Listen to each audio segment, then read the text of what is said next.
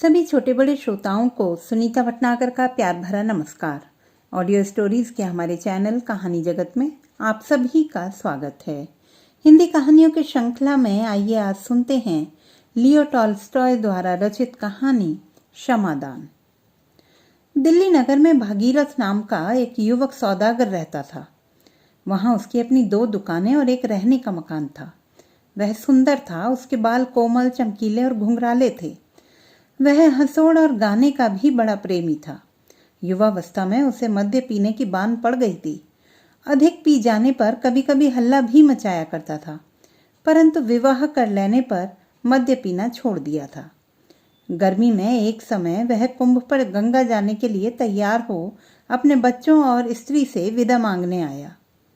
स्त्री: प्राणनाथ, आज न जाइए, मैंने बुरा सपना देखा है। भागीरथ: प्रिय, तुम्हें भय है कि मैं मेले में जाकर तुम्हें भूल जाऊंगा? स्त्री: यह तो मैं नहीं जानती कि मैं क्यों डरती हूँ। केवल इतना जानती हूँ कि मैंने बुरा स्वप्न देखा है। मैंने देखा है कि जब तुम घर लौटे हो तो तुम्हारे बाल श्वेत हो गए हैं। भागीरथ: यह तो सगुन है। देख लेना, मैं सारा माल बेचकर मेले से तुम्हारे लिए अच्छी अच्छी चीजें लाऊंगा। यह कहकर गाड़ी पर बैठ वह चल दिया। आधी दूर जाकर उसे एक सौदागर मिला जिससे उसकी जान पहचान थी। वे दोनों रात को एक ही सराय में ठहरे। संध्या समय भोजन कर पास की कोठरियों में सो गए। भागीरथ को सवेरे जाग उठने का अभ्यास था। उसने यह विचार करके कि ठंडे ठंडे राह चलना सुगम होगा, मुंह अंधेरे उठकर गाड़ी तैयार कराई और भटियारे के दाम चुकाकर चलता बना। 25 कोस जाने पर घोड़ों को आराम देने के लिए एक सराय में ठहरा और आंगन में बैठकर सितार बजाने लगा। अचानक एक गाड़ी आई। पुलिस का एक कर्मचारी और 2 सिपाही उतरे।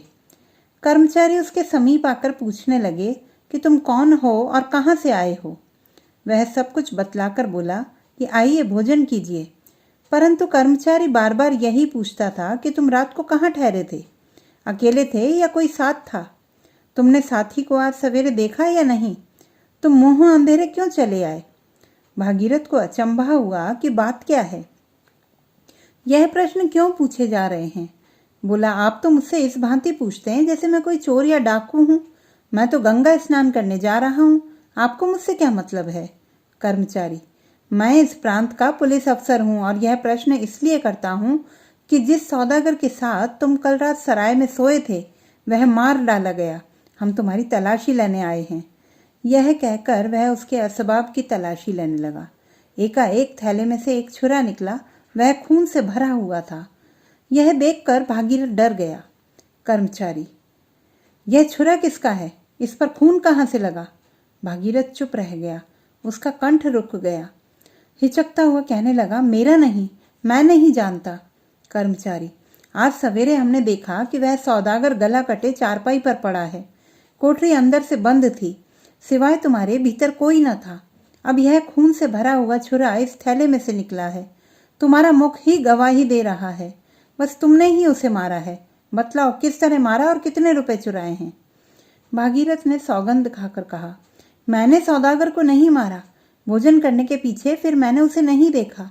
मेरे पास अपने 8,000 रुपए हैं। यह छुरा मेरा नहीं है। परंतु उसकी बातें उखड़ी हुई थी, मुख पीला पड़ गया था और वह पापी की भांति भय से कांप रहा था। पुलिस अफसर ने सिपाहियों को हुक्म दिया कि इसकी मुस्कें कसकर गाड़ी में डाल दो। जब सिपाहियों ने उसकी मुस्कें कसी तो वह रोने लगा। अफसर ने पास के थाने पर ले जाकर उसका रुपया पैसा छीन कर उसे हवालात में दे दिया। इसके बाद दिल्ली में उसके चाल चलन की जांच की गई। सब लोगों ने यही कहा कि पहले वह मद्य पीकर बकझक किया करता था, पर अब उसका आचार बहुत अच्छा है। अदालत में तहकीकात होने पर उसे रामपुर निवासी सौदागर का वध करने और 20,000 रुपये चुरा लेने का अपराधी ठहराया गया। भागीरथ की स्त्री को इस बात पर विश्वास न होता था। उसके बालक छोटे छोटे थे। एक अभी दूध पीता था। वह सबको साथ लेकर पति के पास पहुंची। पहले तो कर्मचारियों ने उसे उससे मिलने की आज्ञा ही ना दी, परंतु बहुत विनय करने पर आज्ञा मिल गई और पहरे वाले उसे कैद घर में ले गए। जो ही उसने अपने पति को बेड़ी पहने हुए चोरों और डाकुओं के बीच में बैठा देखा, वह बेसुध होकर धरती पर गिर पड़ी। बहुत देर में सुध आई। वह बच्चों सहित पति के निकट बैठ गई और घर का हाल कहकर पूछने लगी कि यह क्या बात है। भागीरथ ने सारा वृत्तांत कह सुनाया। स्त्री: तो अब क्या हो सकता है? भागीरथ: हमें महाराज से विनय करनी चाहिए कि वह निरपराधी को जान से न मारे। स्त्री: मैंने महाराज से विनय की थी, परंतु वह स्वीकार नहीं हुई।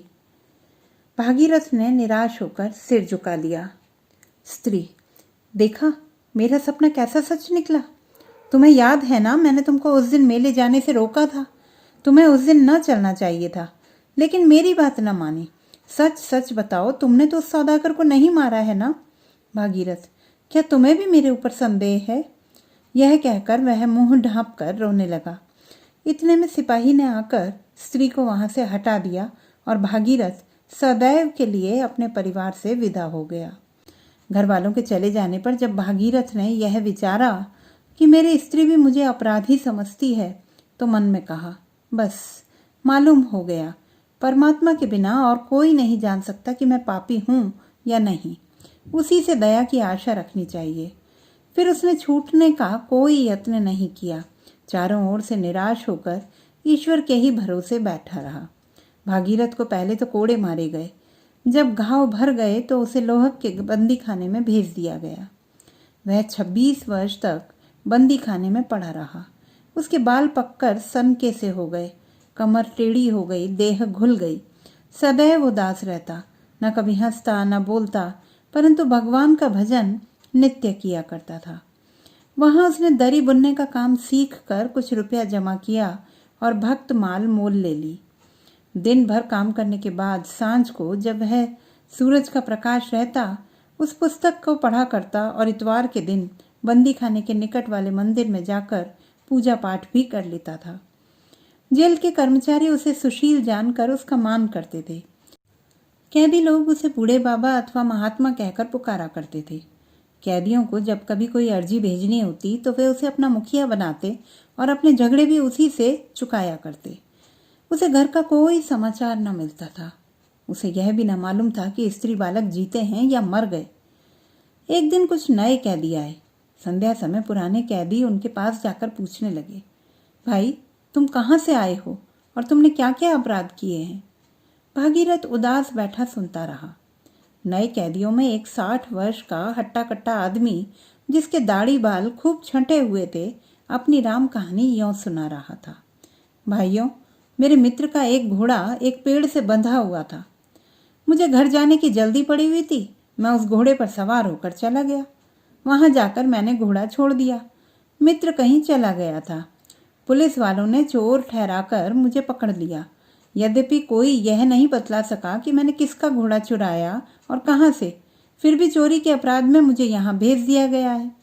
इससे पहले एक बार मैंने ऐसा अपराध किया था कि मैं लोहग में भेजे जाने लायक था, परंतु मुझे उस समय कोई नहीं पकड़ सका। अब बिना अपराधी यहाँ भेज दिया गया हूँ। एक कैदी, तुम कहाँ से आए हो? नया कैदी, दिल्ली से। मेरा नाम बलदेव सिंह है। भागीरथ, भला बलदेव सिंह, तुम्हें भागीरथ के घर वालों का कुछ हाल मालूम है? जीते हैं कि मर गए? बलदेव, जानना क्या, मैं उन्हें भली भांति जानता हूँ। अच्छे मालदार हैं। हाँ, उनका पिता यहीं कहीं कैद है। मेरे ही जैसा अपराध उनका भी था। बूढ़े बाबा, तुम यहाँ कैसे आए? भागीरथ अपनी विपत्ति कथा न कह सका, केवल हाय कहकर बोला, मैं अपने पापों के कारण 26 वर्ष से यहाँ पड़ा सड़ रहा हूँ। बलदेव, क्या पाप, मैं भी सुनूं? भागीरथ, भाई जाने दो, पापों का फल अवश्य भोगना पड़ता है। वह और कुछ न कहना चाहता था, परंतु दूसरे कैदियों ने बलदेव को सारा हाल कह सुनाया कि वह एक सौदागर का वध करने के अपराध में यहाँ कैद है। बलदेव ने यह हाल सुना तो भागीरथ को ध्यान से देखने लगा। घुटने पर हाथ मारकर बोला, वाह वाह, बड़ा अचरज है, लेकिन दादा तुम तो बिल्कुल बूढ़े हो गए। दूसरे कैदी बलदेव से पूछने लगे कि तुम भागीरथ को देखकर चकित क्यों हुए? तुमने क्या पहले कहीं उसे देखा है? परंतु बलदेव ने उत्तर नहीं दिया। भागीरथ के चित्त में यह संशय उत्पन्न हुआ कि शायद बलदेव रामपुरी सौदागर के असली मारने वाले को जानता है। बोला, बलदेव सिंह, क्या तुमने यह बात सुनी है और मुझे भी पहले कहीं देखा है? बलदेव, वह बातें तो सारे संसार में फैल रही हैं, मैं किस तरह ना सुनता। बहुत दिन बीत गए, मुझे कुछ याद नहीं रहा। भागीरथ, तुम्हें मालूम है कि उस सौदागर को किसने मारा था? बलदेव, जिसके थैले में छुरा निकला वही उसका मारने वाला। यदि किसी ने थैले में छुरा छिपा भी दिया हो तो जब तक कोई पकड़ा ना जाए उसे चोर कौन कह सकता है? थैला तुम्हारे सिरहाने धरा था, यदि कोई दूसरा पास आकर छुरा थैले में छिपाता तो तुम अवश्य जाग उठते। यह बातें सुनकर भागीरथ को निश्चय हो गया कि सौदागर को इसी ने मारा है। वह उठकर वहां से चल दिया, पर सारी रात जागता रहा। दुख से उसका चित्त व्याकुल हो रहा था। उसे अनेक प्रकार की बातें याद आने लगी। पहले स्त्री की उस समय की सूरत दिखाई दी जब वह उसे मेले जाने को मना कर रही थी। सामने ऐसा जान पड़ा कि वह खड़ी है। उसकी बोली और हंसी तक सुनाई दी। फिर बालक दिखाई पड़े। फिर युवावस्था की याद आई। कितना प्रसन्न चित्त था, कैसा आनंद से द्वार पर बैठा सितार बजाया करता था। फिर वह सराय दिखाई दी जहाँ वह पकड़ा गया था। तब वह जगह सामने आई जहाँ उस पर कोड़े लगे थे। फिर बेड़ी और बंदी खाना, फिर बुढ़ापा और 26 वर्ष का दुख। यह सब बातें उसकी आंखों में फिरने लगी। वह इतना दुखी हुआ कि जी में आया कि अभी प्राण दे दूं। हाय, इस बलदेव चंडाल ने यह क्या किया? मैं तो अपना सर्वनाश करके भी इससे बदला अवश्य लूंगा। सारी रात भजन करने पर भी उसे शांति नहीं हुई। दिन में उसने बलदेव को देखा तक नहीं। 15 दिन बीत गए। भागीरथ की यह दशा थी कि न रात को नींद न दिन को चैन। क्रोधाग्नि में जल रहा था। एक रात वह जेल खाने में टहल रहा था कि उसने कैदियों के सोने के चबूतरे के नीचे से मिट्टी गिरते देखी। वह वहीं ठहर गया कि देखो मिट्टी कहाँ से आ रही है। सहसा बलदेव चबूतरे के नीचे से निकल आया और भय से कांपने लगा। भागीरथ आंखें मूंद कर आगे जाना चाहता था कि बलदेव ने उसका हाथ पकड़ लिया और बोला, देखो मैंने जूतों में मिट्टी भर के बाहर फेंक कर यह सुरंग लगाई है। चुप रहना, मैं तुमको यहाँ से भगा देता हूँ। यदि शोर करोगे तो जेल के अफसर मुझे जान से मार डालेंगे, परंतु याद रखो कि तुम्हें मारकर मरूंगा, यूं नहीं मरता। भागीरथ अपने शत्रु को देखकर क्रोध से कांप उठा और हाथ छुड़ाकर बोला, मुझे भागने की इच्छा नहीं है और मुझे मारे तो तुम्हें 26 वर्ष हो चुके। रही यह हाल प्रकट करने की बात, जैसी परमात्मा की आज्ञा होगी वैसा होगा। अगले दिन जब कैदी बाहर काम करने गए तो पहरे वालों ने सुरंग की मिट्टी बाहर पड़ी देख ली। खोज लगाने पर सुरंग का पता चल गया। हाकिम सब कैदियों से पूछने लगे। किसी ने न बतलाया, क्योंकि वे जानते थे कि यदि बतला दिया तो बलदेव मारा जाएगा। अफसर भागीरथ को सत्यवादी जानते थे। उससे पूछने लगे, बूढ़े बाबा तुम सच्चे आदमी हो, सच बताओ कि यह सुरंग किसने लगाई है? बलदेव पास ही ऐसे खड़ा था कि कुछ जानता ही नहीं। भागीरथ के होंठ और हाथ कांप रहे थे। चुपचाप विचार करने लगा कि जिसने मेरा सारा जीवन नाश कर दिया उसे क्यों छिपाऊं। दुख का बदला दुख से अवश्य भोगना चाहिए, परंतु बतला देने पर फिर वह बच नहीं सकता। शायद यह सब मेरा भ्रम मात्र हो। सौदागर को किसी और ने ही मारा हो। यदि इसने ही मारा तो इसे मरवा देने से ही मुझे क्या लाभ होगा? अफसर, बाबा चुप क्यों हो गए? बतलाते क्यों नहीं? भागीरथ, मैं कुछ नहीं बतला सकता, आप जो चाहें सो करें। हाकिम ने बार बार पूछा, परंतु भागीरथ ने कुछ भी नहीं बतलाया। बात टल गई। उसी रात भागीरथ जब अपनी कोठरी में लेटा हुआ था, बलदेव चुपके से भीतर आकर बैठ गया। भागीरथ ने देखा और कहा, बलदेव सिंह, अब और क्या चाहते हो? यहाँ तुम क्यों आए हो? बलदेव चुप रहा। भागीरथ, तुम क्या चाहते हो? यहाँ से चले जाओ, नहीं तो मैं पहरे वाले को बुला लूंगा। बलदेव पांव पकड़कर, भागीरथ मुझे क्षमा करो, क्षमा करो। भागीरथ, क्यों? बलदेव, मैंने ही उस सौदागर को मारकर छुरा तुम्हारे थैले में छिपाया था। मैं तुम्हें भी मारना चाहता था, परंतु बाहर से आहट हो गई। मैं छुरा थैले में रखकर भाग निकला। भागीरथ चुप हो गया, कुछ नहीं बोला। बलदेव, भाई, भागीरथ भाई, भगवान के वास्ते मुझ पर दया करो, मुझे क्षमा करो। मैं कल अपना अपराध अंगीकार कर लूंगा। तुम छूट कर अपने घर चले जाओगे। भागीरथ, बातें बनाना सहज है। 26 वर्ष के इस दुख को देखो। अब मैं कहाँ जा सकता हूँ? स्त्री मर गई, लड़के भूल गए, अब तो मेरा कोई ठिकाना ही नहीं है। बलदेव धरती से माथा फोड़ फोड़ कर और रो रो कर कहने लगा, मुझे कोड़े लगाने पर भी इतना कष्ट नहीं हुआ था। जो अब तुम्हें देखकर हो रहा है। तुमने दया करके सुरंग की बात नहीं बतलाई। क्षमा करो, मैं अत्यंत दुखी हो रहा हूँ। यह कहकर बलदेव धाड़ मार मार कर रोने लगा। भागीरथ के नेत्रों से भी जल की धारा बह निकली। बोला, पूर्ण परमात्मा तुम पर दया करें। कौन जाने कि मैं अच्छा हूँ अथवा तुम अच्छे हो। मैंने तुम्हें क्षमा किया। अगले दिन बलदेव सिंह ने स्वयं कर्मचारियों के पास जाकर सारा हाल सुनाकर अपना अपराध मान लिया। परंतु भागीरथ को छोड़ देने का जब परवाना आया तो उसका देहांत हो चुका था। तो दोस्तों, ये थी हमारी आज की कहानी। आपको कैसी लगी कमेंट बॉक्स में लिखना ना भूलें। चैनल को सब्सक्राइब करें, लाइक करें और मित्रों के साथ शेयर करें।